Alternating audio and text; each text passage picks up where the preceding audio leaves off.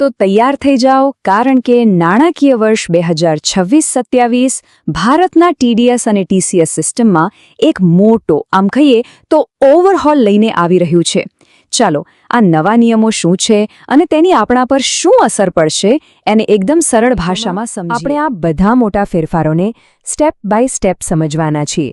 અને આ સમજની સફરમાં આ જે માઇન્ડ મેપ દેખાઈ રહ્યો છે ને, એ આપણો ગાઈડ બનશે. બધું જ એકદમ સ્પષ્ટ થઈ જશે.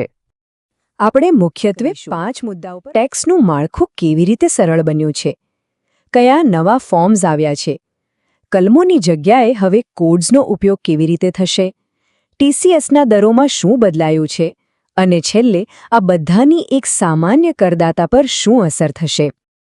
તો આ બધા ફેરફારો પાછળનો મુખ્ય વિચાર શું છે? બસ એક જ શબ્દ: સરળીકરણ.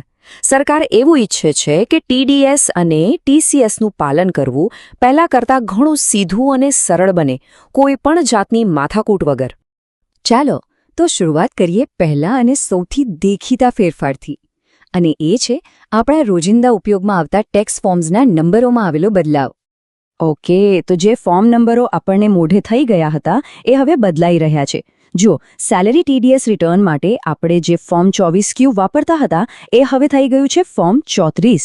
એવી જ રીતે નોન સેલેરી માટેનું 26Q હવે છે ફોર્મ 140, અને ટીસીએસ રિટર્નનું ફોર્મ 27EQ એ હવે ફોર્મ 143 બની ગયું છે. અરે એટલું જ નહીં, આપણું સૌથી જાણીતું ફોર્મ 16 પણ હવે નવા અવતારમાં ફોર્મ 130 તરીકે ઓળખાશે. અને આપણું એન્યુઅલ ટેક્સ સ્ટેટમેન્ટ એટલે કે 26AS એ બની ગયું છે ફોર્મ 168. આ બધું એટલા માટે કે નંબરોની આખી સિસ્ટમ વધુ લોજિકલ અને યાદ રાખવામાં સહેલી બને. પણ હા, અહીંયા એક રાહતની વાત છે. ભલે ફોર્મ નંબર્સ બદલાયા હોય, પણ એમને ફાઇલ કરવાની જે ડેડલાઇન હતી એમાં કોઈ જ ફેરફાર નથી. એટલે કે ત્રિમાસિક અને વાર્ષિક તારીખો પહેલા જેવી જ રહેશે. તો સમયપત્રકને લઈને કોઈ ચિંતા કરવાની જરૂર નથી. તો ફોર્મ્સની વાત તો થઈ ગઈ, પણ આનાથી પણ મોટો ફેરફાર તો હવે આવે છે. અત્યાર સુધી આપણે આવકવેરા કાયદાની અલગ અલગ જટિલ કલમો યાદ રાખતા હતા. હવે એ બધું ભૂલી જાઓ, કેમ કે હવે આવી રહી છે એકદમ નવી અને સરળ ન્યુમેરિક કોડ સિસ્ટમ. સાચું કહેજો, ટેક્સની આ બધી કલમોના નંબર યાદ રાખવા એક માથાનો દુખાવો જતો નહીં. બસ આ નવી સિસ્ટમનો હેતુ જ આ સમસ્યાને જડમૂળથી દૂર કરવાનો છે. તો હવે મુદ્દો એ છે કે કલમોને બદલે કોડ્સ યાદ રાખવાના છે. એક ઉદાહરણ જુઓ. કોન્ટ્રાક્ટર્સ માટેની જે જૂની કલમ 194C હતી એની જગ્યાએ હવે આવ્યો છે એક સરળ કોડ 1024. પ્રોફેશનલ ફી માટેની કલમ 194 જે હવે બની ગઈ છે 1027. અને જમીન મકાનના ભાડા માટેની 194I હવે છે 1009. છે ને એકદમ સહેલું? આને હજી વધુ સરળ રીતે સમજીએ. ધારો કે કોઈ વ્યક્તિગત કે HUF કોન્ટ્રાક્ટરને પેમેન્ટ કરવાનું છે. પહેલાં આપણે કલમ 194C નો ઉલ્લેખ કરવો પડતો. હવે બસ સિમ્પલી કોડ 1023 વાપરવાનો રહેશે. આનાથી ભૂલો થવાની શક્યતા ખૂબ જ ઓછી થઈ જશે. સારું, તો TDS પછી હવે આપણે વાત કરીએ TCSની, એટલે કે tax collected at source. Budget 2026માં આના દરોને પણ વધારે તર્કસંગત એટલે કે રેશનલાઇઝ કરવાની જાહેરાત થઈ છે, જેથી એકરૂપતા આવી શકે. આ ચાર્ટ જોતાં જ આખો ફેરફાર સમજાઈ જશે. પહેલાં જ્યાં ઘણા બધા અલગ અલગ અને ક્યારેક તો 20% સુધીના ઊંચા TCS દર હતા, એની સામે હવે મોટાભાગની કેટેગરીઝ માટે એક જ સ્ટાન્ડર્ડ દર નક્કી કરી દેવાયો છે, અને એ છે માત્ર 2%. તો આ નવા 2%ના સ્ટાન્ડર્ડ રેટનો ફાયદો ક્યાં ક્યાં મળશે? આ લિસ્ટમાં ઘણી બધી વસ્તુઓ છે, જેમ કે વિદેશી ટૂર પેકેજ, શિક્ષણ અને મેડિકલ ખર્ચ માટે 10 લાખ રૂપિયાથી વધુની LRS રકમ, ભંગારનું વેચાણ અને બીજી પણ ઘણી વસ્તુઓ.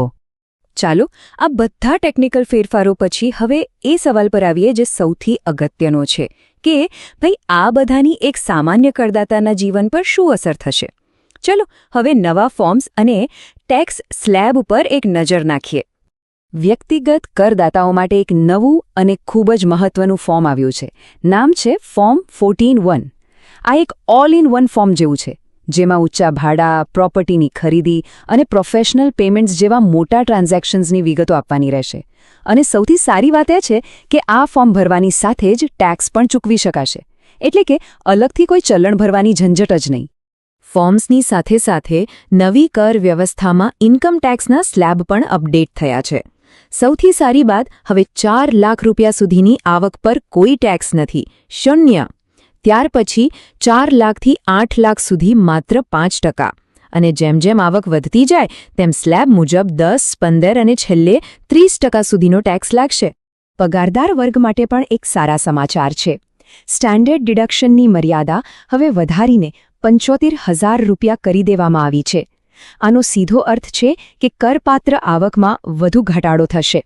તો હવે આ બધા ફેરફારો, નવી રિબેટ અને વધેલા સ્ટેન્ડર્ડ ડિડક્શનને જો સાથે મળાવીએ તો પરિણામ શું આવે? પરિણામ એ છે કે ઘણા કરદાતાઓ માટે હવે અસરકારક રીતે 12,75,000 રૂપિયા સુધીની આવક લગભગ કરમુક્ત બની જશે. આ મોટી રાહત કહેવાય. અને છેલ્લે એક ખૂબ જ અગત્યની ટેકનિકલ વાત.